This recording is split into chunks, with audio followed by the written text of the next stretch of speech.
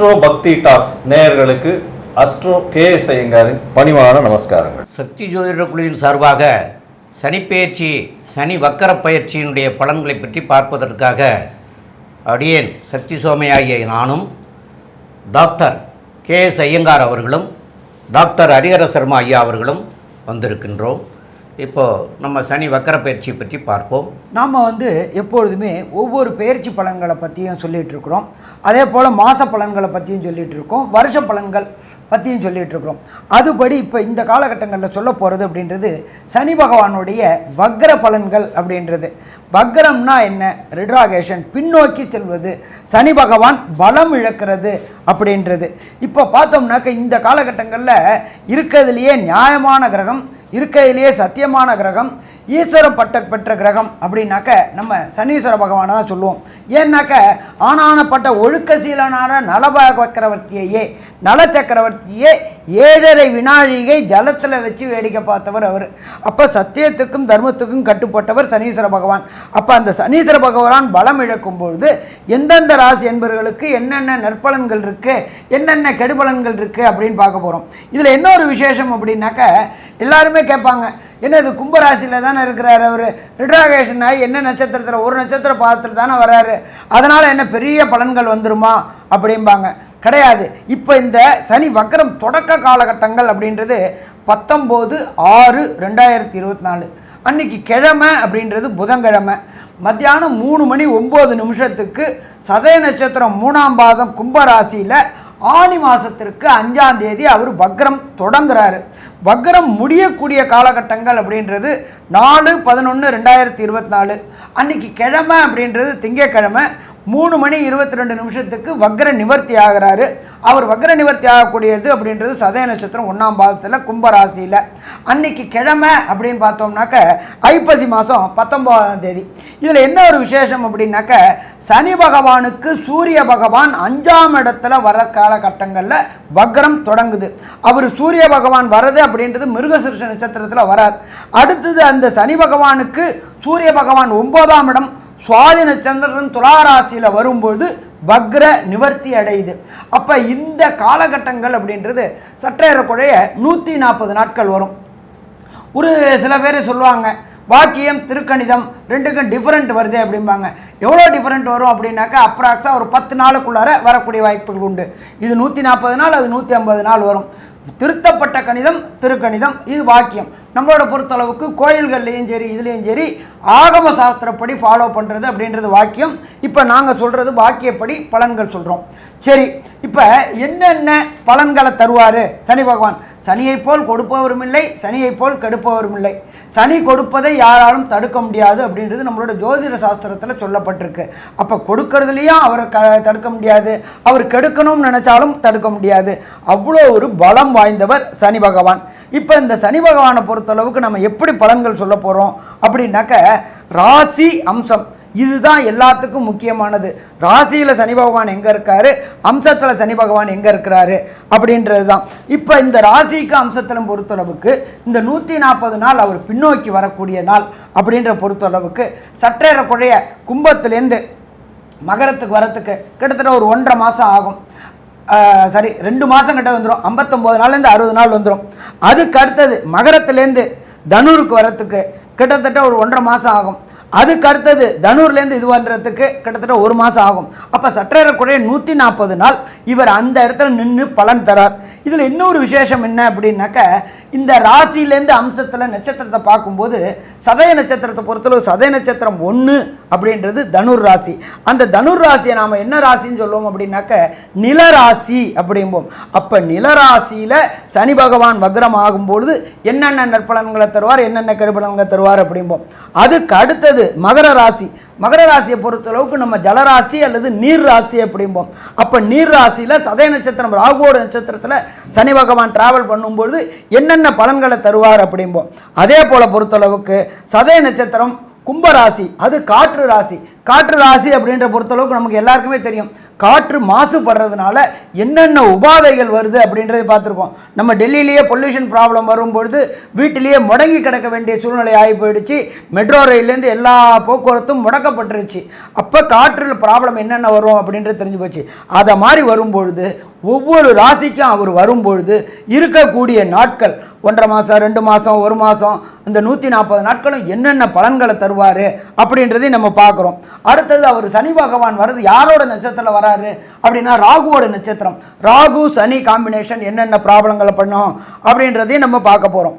இதை தவிர சனி பகவானுக்கு உண்டான பிரீத்திகள் என்னென்ன அப்படின்ற ரொம்ப சிம்பிளாகவே பிரீத்தி பண்ணலாம். எந்த கிரகத்தினால ப்ராப்ளமோ அந்த கிரகத்துக்கு சரணாகதி அடைகிறது. அப்போ நம்ம சனி பகவானால் ப்ராப்ளமா, சனிக்கிழமை என்னென்ன காரியம் பண்ணணும், சனிக்கிழமை நாம் இருக்கிற இடத்துக்கு கோயிலுக்கு பக்கத்தில் உள்ள புராதான கோயில்களில் உள்ள நவகிரகத்தில் சனீஸ்வர பகவானுக்கு ஒரு 3 எல் தீபம் 9 முறை பிரதட்சணம். 1 எளிய பரிகாரம். அதுக்கு அடுத்தது 2வது பரிகாரம் அப்படின்றது சனி அப்படின்னாலே இரும்பு சம்பந்தப்பட்டது. அப்போ இரும்பு சம்பந்தப்பட்ட தானங்கள் யாருக்கு கொடுக்கலாம் அப்படின்னாக்க சனியை நம்ம என்ன சொல்லுவோம், மந்தக்காரகன்னு சொல்லுவோம், மெல்ல நடக்கக்கூடியவர். ஏன்னு கேட்டிங்கன்னா கிரகத்திலேயே ஊனமுற்ற கிரகம் அப்படின்றது சனீஸ்வர பகவான். அப்போ இந்த ஊனமுற்றவங்களுக்கு, அதாப்பட்டது கைகால் ஊனமுற்றவங்களுக்கு, அதுவும் ஸ்பெஷலாக பார்த்தோம்னா கால் ஊனமுற்றவங்களுக்கு இந்த மெட்டல் கால் வாங்கி கொடுக்கறது, இது செய்தோம்னாலும் கண்டிப்பாக நல்லது நடக்குமா, நல்லது நடக்கும். சரி, இதெல்லாம் செய்ய முடியாது, ஒரு சின்ன எளிய பரிகாரமாக சொல்லுங்கள் அப்படின்னாக்க ஓம் காகத்வஜாய வித்மகி கட்க ஹஸ்தாய தீமகி தன்னோ மந்த பிரஜோதயாத் இந்த காயத்ரியை சொல்லிட்டு வந்தீங்கன்னாலும் சிறப்பாக இருக்கும். இதை தவிர நம்ம பார்த்தோம்னாக்க அருகில் உள்ள அநாத குழந்தைகளுக்கு உண்டான ஆசிரமத்தில் உண்டான குழந்தைகளுக்கு உண்டான உணவு பதார்த்தங்கள், அதுவும் பார்த்தீங்கன்னாக்கா சுடுசாதமாக கொடுக்கறது.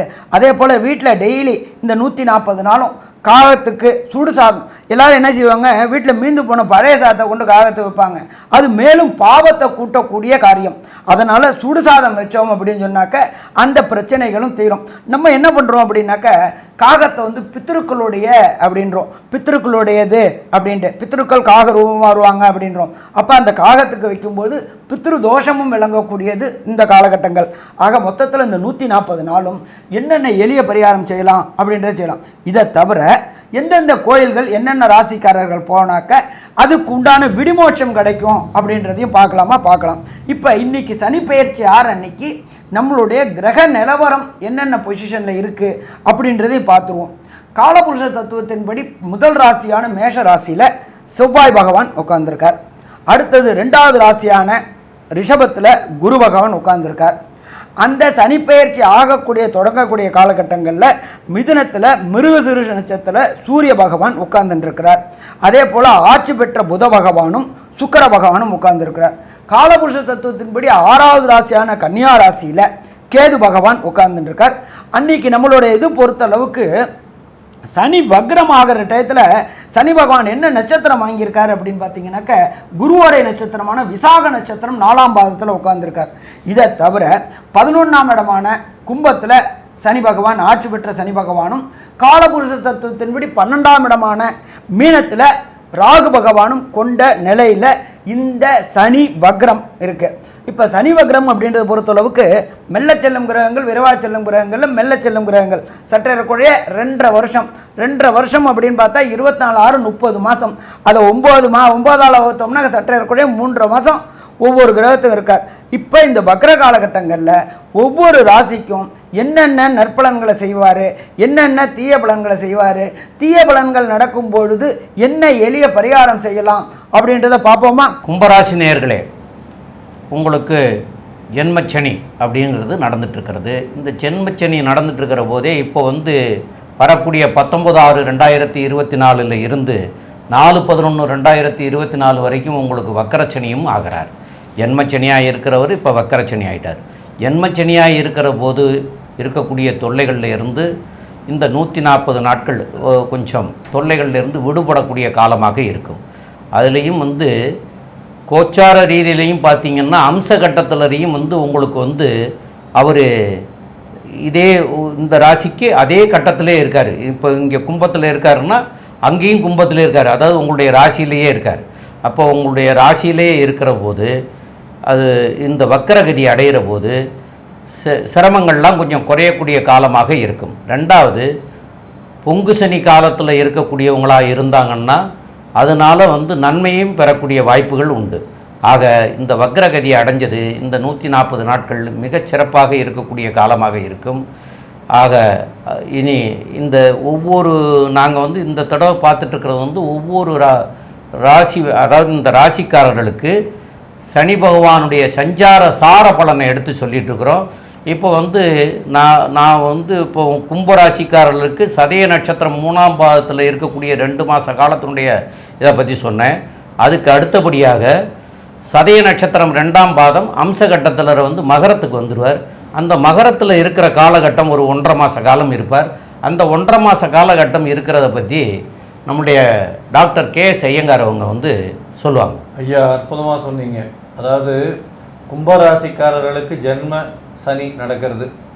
வக்கரகதி ஆனாலும் அவருடைய ராசியிலே தான் இருக்க போகிறார். இதில் என்ன பெரிய மாற்றத்தை ஏற்படுத்த போகிறோம் அப்படின்னு யோசிச்சிங்கன்னா, நவாம்ச கட்டத்தில் பார்த்தோம்னா 3ஆம் இடத்துல, அதாவது அதே வர்க்கோத்தமம் பெற்று உங்களுடைய ராசியிலேயே நவாம்சத்திலையும் இருக்கக்கூடிய காலகட்டம் 2 மாதத்தில் இந்த ஸ்ட்ரெஸ் லெவல் ஏறும், உடல் உழைப்பு அதிகமாகும், மன அழுத்தங்கள் அதிகமாகும். இதெல்லாம் ஐயா சொல்லியிருக்காரு. இப்போ 12ஆம் இடம்னு சொல்லக்கூடிய மகரத்துக்கு போவார். எப்படி போவார் அப்படின்னா, சதயம் 2ஆம் பாதம் மகரத்தில் வரும். வக்கரகதி அடைஞ்சு 2ஆம் இடத்துக்கு 12ஆம் இடத்துக்கு போகும்போது பார்த்தேனால் உங்களுக்கு வெளியூர், வெளிமாநிலம், வெளிநாடு ஊர் போகிறதுக்கூடிய வாய்ப்புகள் உண்டு. தேவையற்ற செலவுகள் கொஞ்சம் அங்கே இங்கே பண்ணுவீங்க. அது தவிர வீண் பேச்சு, விரயங்கள் கொஞ்சம் வரக்கூடிய வாய்ப்புகள் உண்டு. தொழிலில் கொஞ்சம் ஜாகிரதையாக இருக்கிறது நல்லது. அதிக மூலதனம் போடாமல் இருக்கிறது ரொம்பவும் நல்லது. இந்த காலகட்டத்தை, அதாவது 19/8/2024 4/10/2024 வரலும் உண்டான காலகட்டத்தில் மகரத்தில் நவாம்சத்தில் இருக்கக்கூடிய காலகட்டத்தில் செலவுகள் அதிகமாக இருக்கும். தேவையற்ற வீண் விரயங்கள் வரக்கூடிய வாய்ப்புகள் உண்டு. இந்த காலகட்டத்தில் பார்த்தீங்கன்னா தூக்கம் கெடும், அதிகமாக உடல் உழைப்பு அதிகமாகும், ரொம்ப அலைச்சல் அதிகமாக இருக்கும். வெளியூர், வெளிமாநிலம், வெளிநாடு போகக்கூடிய காலகட்டம் வரும். கணவன் மனைவிக்கு சிறு சிறு பிரிவுகள் இருக்கக்கூடிய காலகட்டமாக அமைய போகிறது. மொத்தத்தில் பார்த்தீங்களேன்னா இந்த 12ஆம் இடம் அப்படின்னு இது நவாம்சத்தில் வரும்பொழுது சில பிரச்சனைகள் வந்தாலும் என்ன ஒரு நல்லது அப்படின்னா, உங்களுக்கு உடல் நலத்தில் பாதிப்பு இவ்வளோ நாள் இருந்தது கொஞ்சம் கம்மியாகக்கூடிய வாய்ப்புகள் நிச்சயமாக இருக்கும். ஏன்னா சனி பகவான், குரு பகவான் பார்த்துருவார். அதனால் ஒரு நல்ல ஏற்றம் இருக்கக்கூடிய காலகட்டமாக அமைய போகுது.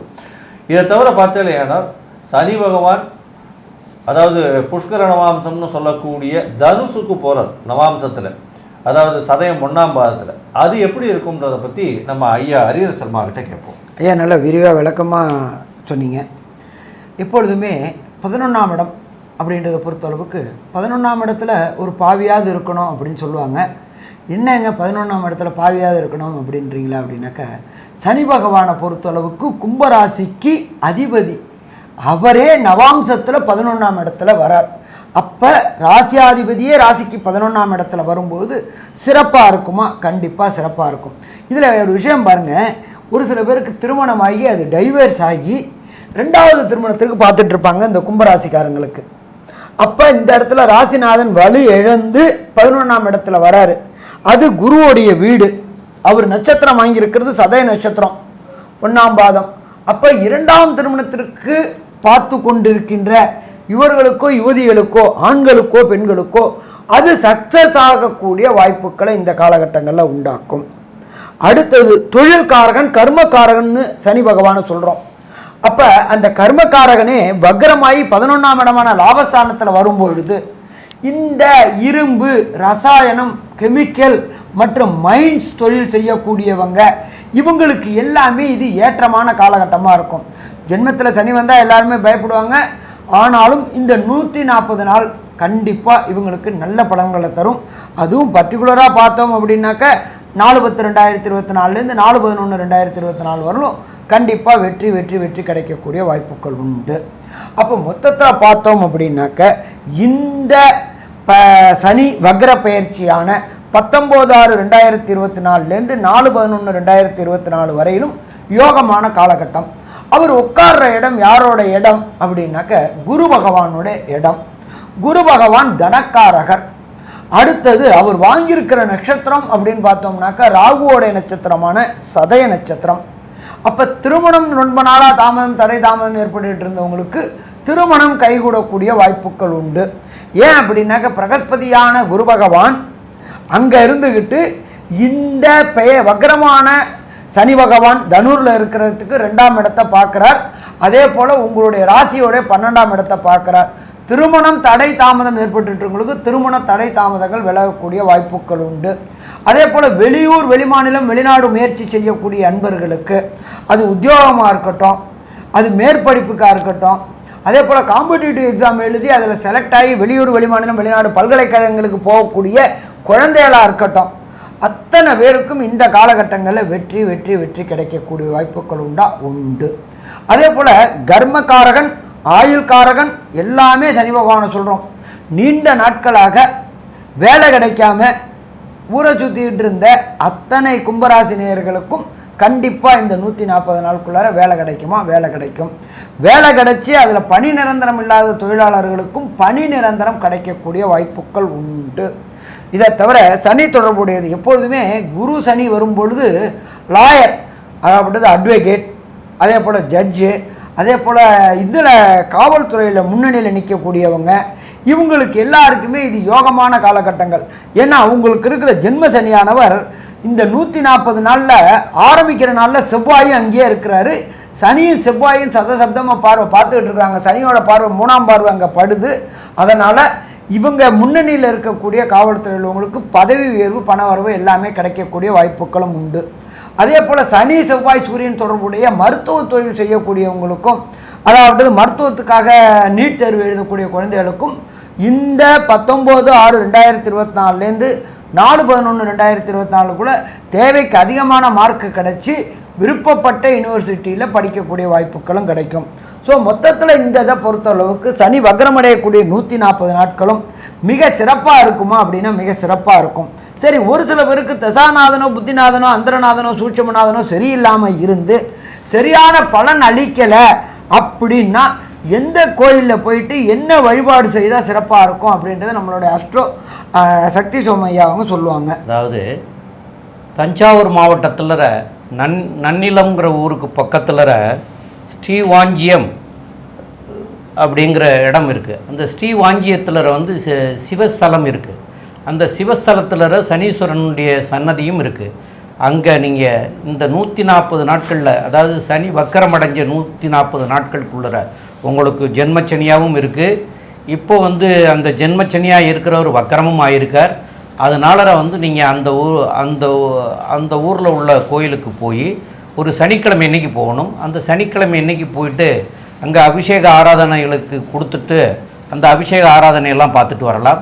அதை செய்ய முடியாதவங்க ஒரு அர்ச்சனையாவது பண்ணலாம். அதையும் செய்ய முடியாதவங்க கோயிலுக்கு போய் வழிபட்டுட்டாவது வரலாம். இதை போய் பண்ணிட்டு வந்தீங்கன்னா உங்களுக்கு இந்த தசாநாதன் புத்திநாதன் அந்தரநாதன் சூட்சமநாதன்லாம் சரியில்லாமல் இருந்தாலும் இந்த காலகட்டத்தில் அங்கே போயிட்டு வந்தீங்கன்னா இதெல்லாம் கொஞ்சம் சரி பண்ணி கொடுக்கக்கூடிய வாய்ப்புகள் உங்களுக்கு கிடைக்கும். அதனால் நன்மை அடைய முடியும். அதனால் மேற்கொண்டு ஆரம்பத்திலேயே ஐயா பேசும்போது சில வழிமுறைகள்லாம் சொல்லியிருக்காங்க. அந்த வழிமுறையும் பின்பற்றிட்டு வரணும். ஏன்னா ஜென்மச்சனியாக இருக்கிறதுனால அவசியம் பின்பற்றணும்.